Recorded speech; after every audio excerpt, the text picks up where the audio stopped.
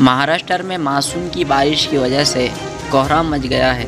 रियासत के कई इलाकों में हो रही बारिशों के सबब सैलाब की सूरत-ए-हाल पैदा हो गई है और कई अजला पानी में डूब चुके हैं। महकमे मौसमियात की जानिब से कोकण साहिल के लिए रेड और ऑरेंज अलर्ट जारी किया गया।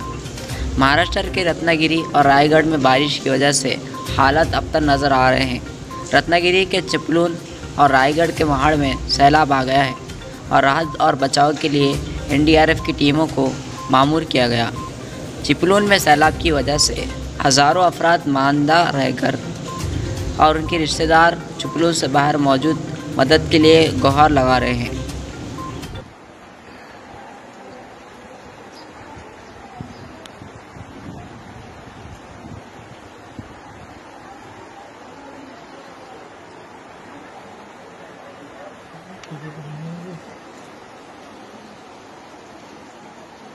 अरे आपली गाडी गिरे सगळे वाहत गेले ना ते गाडी गेले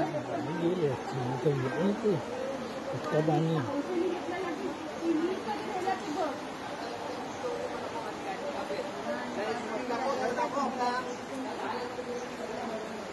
प्लीज